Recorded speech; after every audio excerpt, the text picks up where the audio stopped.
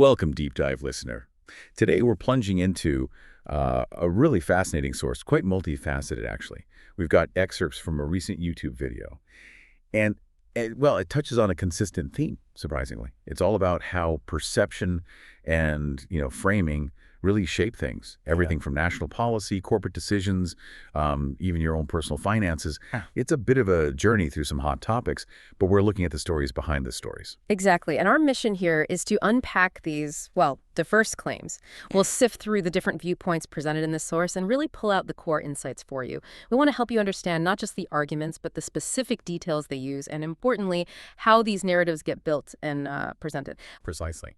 So let's unpack this. We're going to look at claims about, say, deportation policies, their effectiveness, how they're portrayed. Then we'll dive into the whole debate around corporate branding, consumer loyalty, especially in this, culturally charged time. And we'll even touch on how political narratives are framed, both here and internationally. And all the while, we'll try to connect it back to why this stuff matters to you. Okay. Kicking things off, our source takes a pretty detailed look at U.S. immigration. It focuses on what it calls President Trump's mass deportations project. The video apparently breaks this down into phases. Phase 1, it says, is coming to near completion. Okay. The source states that ICE immigration and customs enforcement, they mainly focused on people identified as, quote, drug traffickers and serious criminals with existing convictions. It claims many were removed simply because, they knew where a lot of them were. Now, the source then highlights what it sees as positive outcomes from this first phase. It claims crime numbers are, quote, down massively. And maybe even more striking, it says 1.5 million illegal migrants have self-deported. Plus, for the economy watchers, the source suggests it's actually easier now to get a job than it was before for Americans.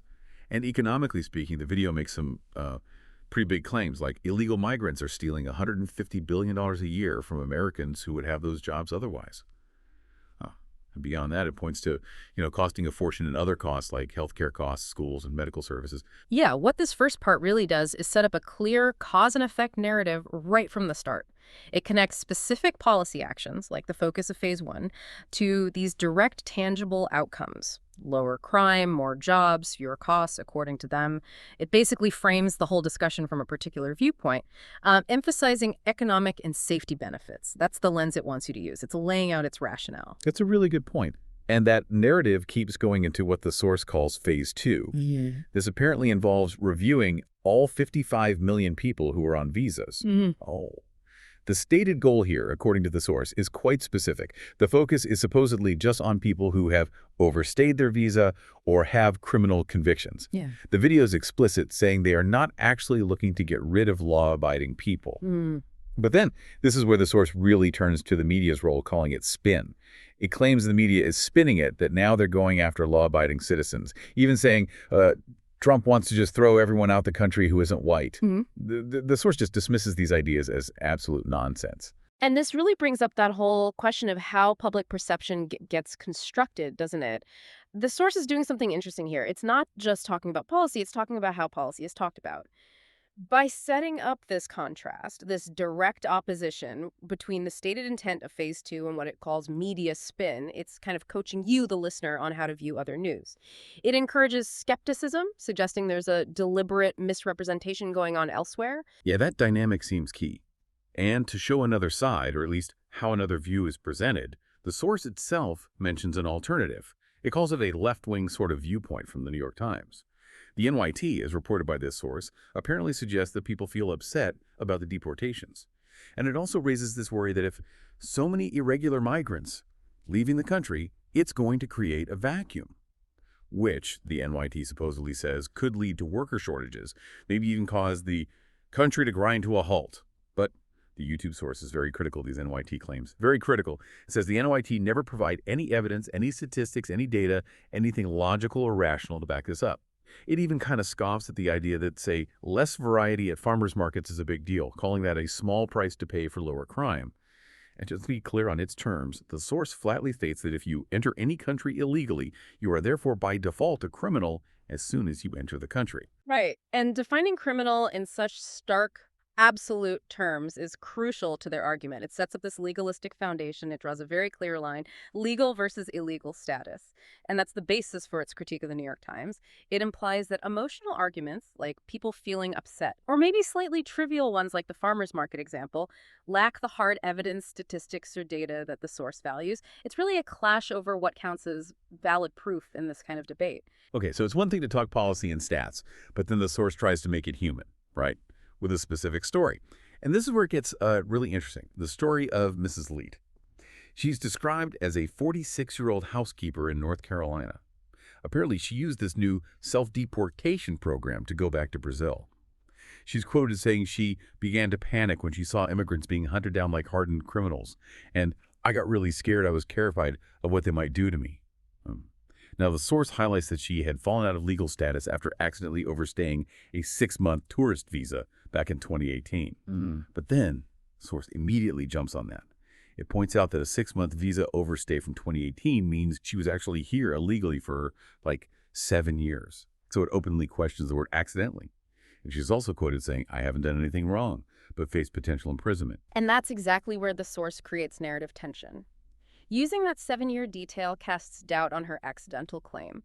It implicitly asks you, the listener, to question her responsibility in the situation. This story, coming right after that strict definition of criminal status, serves to really hammer home that legalistic view. It pushes back against a purely sympathetic reading, suggesting things like intent and how long someone overstayed are critical. And maybe that the fear she felt was, in their view, a consequence of her status, even if framed as accidental. It's a powerful way for the source to underline its main point about legal versus illegal entry. Yeah, it definitely forces you to think about how different details frame the same story. Okay, let's shift gears a bit. Our source shows these kinds of battles over identity, over values. They aren't just political. They're big in the corporate world, too. Specifically, branding. The source looks closely at recent changes at Cracker Barrel, the restaurant chain. It describes the company fondly, like having a great logo, being a good, honest Christian company restaurant, having great home-cooked food, and always busy, queues always out the door. But then it details changes. A new DEI policy, diversity, equity, inclusion, and changing the logo, specifically removing this countryman that's leaning on the barrel. The source basically asks why. Why do they need to bring in new customers and be more equitable and diverse if they were already so successful? It also mentions that Donald Trump apparently ripped into the CEO Julie Fells-Massino. Said she scrapped a beloved American aesthetic for sterile, soulless branding, and criticized the whole DEI thing. And as a kind of see what happens, the source points to a financial hit, saying the stock dropped from about around $58 all the way down to about $50 yesterday. What's really insightful there is how the source presents brand identity as a battleground for cultural values. Almost. It suggests that for some companies, their loyal customers aren't just buying a product, they're buying into a shared identity, shared values. And changing that, especially with things like DEI initiatives, which can be seen as political, risks alienating that core base. Not just losing sales, but maybe a deeper sense of betrayal. It goes beyond just marketing strategy, really. It taps into consumer psychology and connects directly to that whole go woke, go broke argument you hear sometimes. It's that classic business problem, isn't it? Change or stay the same. The source gives another example, too, with Jaguar. It mentions a previous Jaguar campaign, calls it weird, mentions a brand guy and woke stuff. Apparently, it unveiled a new Jaguar, described as a monstrosity, and then advertised it to a different demographic. Sales, the source says, were not looking good. And the speaker in the video even adds a personal touch, saying they chose a Mercedes over a Jaguar because of it, implying lost customers. Right, so this example reinforces the source's core argument that sometimes trying to pivot your brand too sharply or aligning with certain cultural stances can backfire commercially. That personal anecdote, choosing Mercedes, makes the point more concrete. It suggests these branding choices have real effects on who buys the product. The underlying message is that what the source calls woke branding might push away a traditional, maybe loyal customer base. They might go elsewhere, looking for brands that feel more aligned with their expectations. Okay, so from corporations, let's swing back to the political arena. The source shifts again, looking at how global perceptions and domestic voter trends are being discussed and framed. It specifically calls out what it labels Politico's hit piece on U.S. popularity worldwide. The source quotes the Politico headline. U.S. popularity collapses worldwide in wake of Trump's return. And the subheadline. The world is more divided than ever, but there's still something nearly everyone agrees on. The U.S. is unloved. Strong words. And the data Politico used, according to our source, showed China at plus 14% favorability, the U.S. at -5%, and Russia at -9%. Which, yeah, implies the world dislikes the U.S. almost as much as Russia from Politico's angle. But the YouTube source is having none of it. It says it just laughed when it saw where Politico got the data. It claims Politico surveyed all the African countries, some of the Latin American countries as well, implying, a biased sample of countries perhaps having issues with the U.S. The force just flat out calls Politico so corrupt. This part really digs into questions about data selection, doesn't it? And how international perception gets framed. The source is clearly skeptical about how information is gathered and presented by some media outlets. By pointing to the specific regions Politico supposedly surveyed, the source suggests the choice of who you ask can dramatically skew the results. It implies you can manipulate perceived global sentiment that way.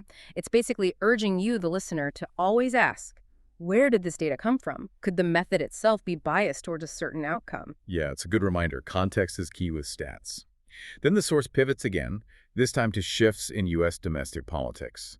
It highlights what it says is a 10% drop in Democratic voter registration, saying it's mainly among young and minority voters. And in that same period, it claims, Republicans have added 1.2 million voters to their party. And there's a striking statistic cited. 40% of youth distrust politicians, which the source notes isn't just a U.S. thing, it's all over the world. So what does this suggest about the political landscape, how people are engaging or maybe disengaging? Well, that data point on youth distrust is pretty powerful, especially when the source links this global trend to specific U.S. voter shifts. The suggested change in registrations, Democrats losing ground with younger minority groups, while Republicans gain points towards a potential realignment, a big one. It suggests this widespread skepticism of politicians, particularly among the young, isn't necessarily leading to just apathy. It might be driving a dynamic shift in party loyalties, which of course has real consequences for elections. The source paints a picture of politics in flux, possibly driven by this deeper global sense of disillusionment. Okay, as we start to wrap up our deep dive, the source hits on two final critical points. They feel distinct, but may be connected by vulnerability. First, a pretty startling national security breach. The source reports a U.S. Navy sailor has been convicted of spying for China. Now nost. The details mentioned are stark. The sailor got a bribe or a payment of $12,000 and consequence. The source points out the sailor now risks 20 years in prison, all for what it calls an absolutely insane amount, like a few months, 2 months' wages. Yeah, that's a really abrupt, stark detail. It serves as this potent reminder of how vulnerabilities, personal, national, can intersect. The source emphasizes the huge imbalance, right? The risk versus the reward. A lifetime of freedom potentially traded for what seems like a very small sum kind of implicitly asks what makes someone do that? And what does it say about the value placed on national security or maybe personal integrity when faced with even small financial temptations? It's a sharp point about the cost of compromise. Truly sobering. And then, from that national security angle, the source makes a final pivot to something deeply personal, protecting your money from inflation. The source explains inflation in its view as something designed to eat away at your savings, especially when you add in currency creation or money printing. It argues that every new dollar printed weakens the dollars already in existence. Why? Because all the currency is increasing, but the supply of goods and services isn't matching it. Basic supply and demand applying to money itself. And it uses recent history as evidence, saying prices went sky high because of this printing, and people's savings in the bank actually lost value in terms of purchasing power. So what's the solution offered? Precious metals. The source claims that for thousands of years, assets like gold and silver and other tangible assets have protected people's money against inflation, currency creation, even things it calls incompetence and corruption. And the practical advice: invest in gold and silver. The source says you only really need hundreds to get started. It even brings up crises, like when banks close, mentioning Northern Rock Bank as an example, noting that gold and silver prices in crisis tends to go up. You know, this final bit really ties a lot of the source's underlying themes together. Themes of systemic vulnerability, maybe, and the need for individual action. By describing inflation as this deliberate eating away of savings and monetary policy potentially as incompetence and corruption, the source positions precious metals as more than just an investment. It's framed almost as a defense mechanism against forces the source sees as destabilizing. It's an appeal to self-reliance, to tangible assets in what it portrays as an unpredictable world. It offers a very concrete, actionable answer to a pretty fundamental economic anxiety. Wow, yeah. We've definitely covered a lot of ground today. From the complexities of immigration policy debates, the cultural clashes affecting big brands, to how media narratives get built, and even strategies for protecting your savings, all through the lens of this one source. Absolutely. Our deep dive really showed us how claims are made, what data, or sometimes the perceived lack of data is used to back them up, and the very different perspectives shaping these big conversations. Hopefully, it gives you a fuller, maybe more critical picture of the discussions happening all around us, encourages you to look beneath the It surface. really does make you think. Yeah, and considering all the critiques we heard today about media, about data presentation, Yeah. how might understanding the source's own goals, its own methods of persuasion, how might that change your perception of its ultimate message, especially when that message touches something as personal as your finances or as big as national policy, something to mull over?